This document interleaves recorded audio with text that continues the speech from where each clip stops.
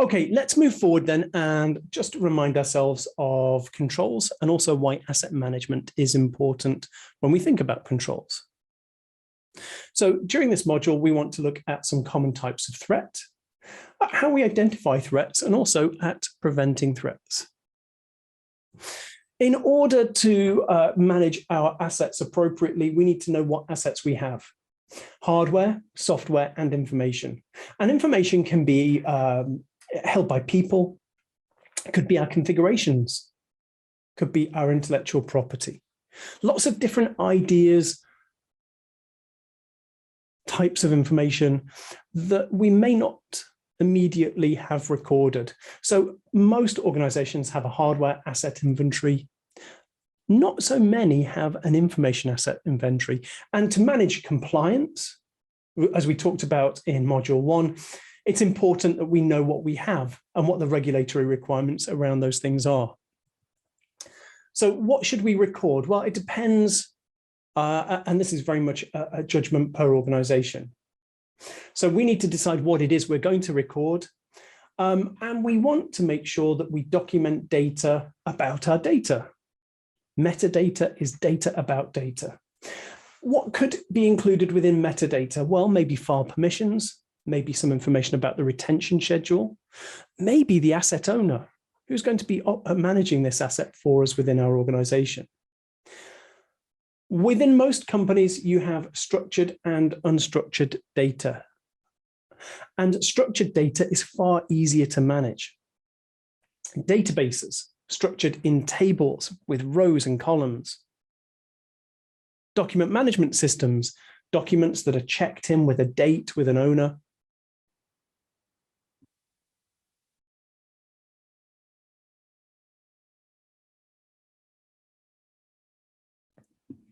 And this structured approach generates metadata for us. When it was last used, who changed it?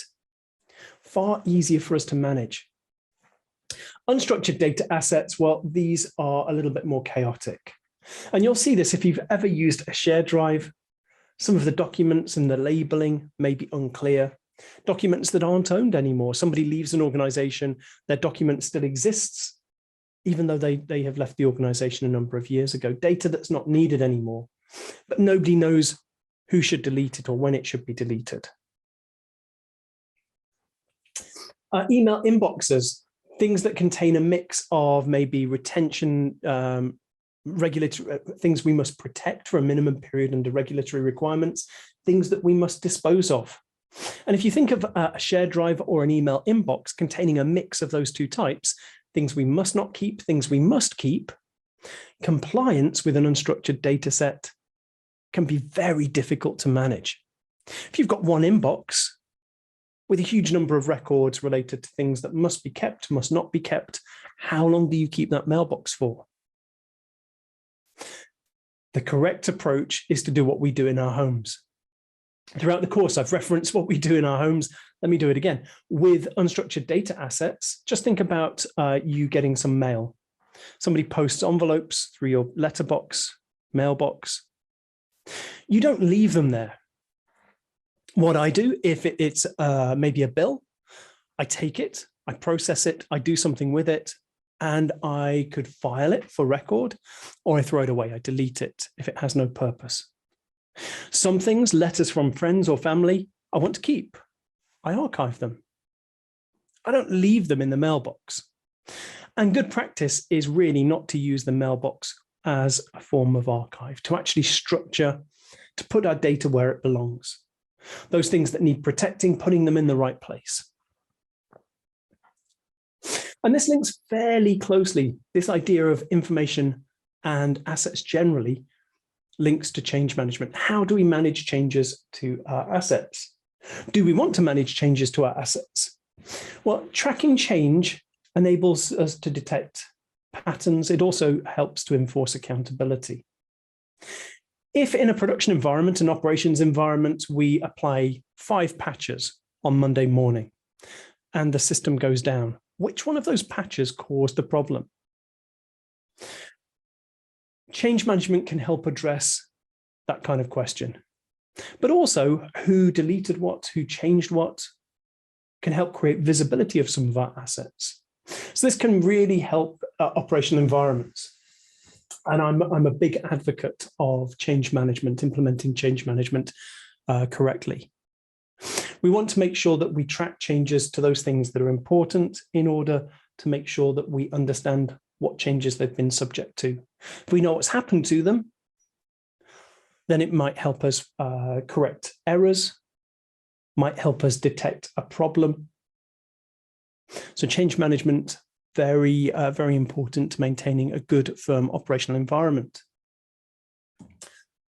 And links very well to updates. Very few of our systems never have an update. Software typically isn't bug-free when it's released. And we have individual pieces of software that are updated, but also interdependent systems. If you have a web app that is secure, that web app is secure in its own right. But to remain secure, the underlying systems need to be secure as well. If your web server hosting the web app is not secure, even though the web app itself may be secure, the web server may create a vulnerability that could undermine the web app. The same is true for the operating system and the hardware. So this kind of interdependence is important. Conceptually, what do we need to be patching and updating? Well, all of those things in the stack. In addition to that, some things that might be outside of our direct control. If you are producing an online set of web services as a retailer, what about the services that your clients use? The client web browser, is that secure? Because if not, the security of your systems may be compromised. And we start to think increasingly about third-party systems and supply chain security. There have been a number of issues. Products like SolarWinds, which were downloaded by customers and ultimately were found to contain malware. The supply chain compromised customer networks. In December of 2021, we saw the Log4j issue. A library, a component used by developers, had a security vulnerability. If you used that library, you inherited the vulnerability. And so the challenge for a lot of operational environments was finding out which one of your products contained that library. And it's not immediately obvious.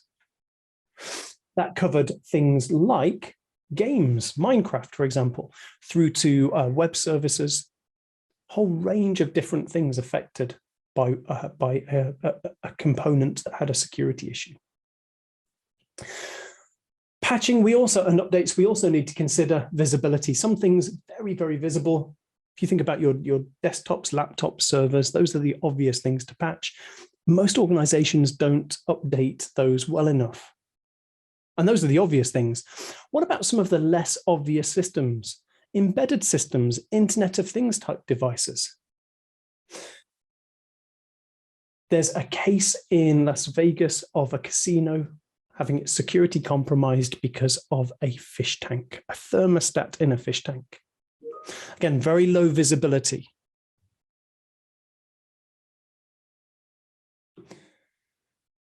In order to make our controls practical in terms of being implemented in a way that is useful, if we had 5,000 laptops, 500 servers, creating a control set for each of those devices might be difficult. By grouping them together into types of device, into groups of classifications, we can actually start to apply controls themselves in groups or patterns. So we could say we have a group of controls that we can apply to low security laptops. We could have a different group of controls that we apply to high security laptops. That grouping really helps us manage compliance. Without that, controls and managing controls might be difficult practically. So this gives us improved ability to comply with requirements and also a better awareness of what we have in place, what we're protecting and how we're protecting it. So these we call baselines. A baseline is a group of controls grouped together based on a classification or an architecture, a type of assets. And the baselines themselves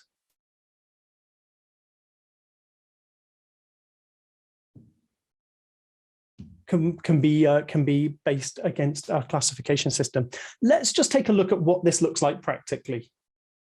Far easier to see when we have this visualized. So here we have some information assets. And what we're doing is grouping our controls together against a classification system of high, medium, and low. So the types of controls we have are listed on the left. We have access-based controls, encryption-based controls, labeling-based controls, and monitoring-based controls.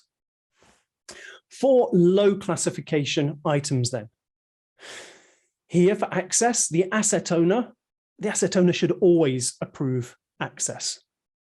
But that's a pretty much a minimum. So we say that is the control for low classification assets. Encryption, there is no encryption at rest or in transit for low classification assets.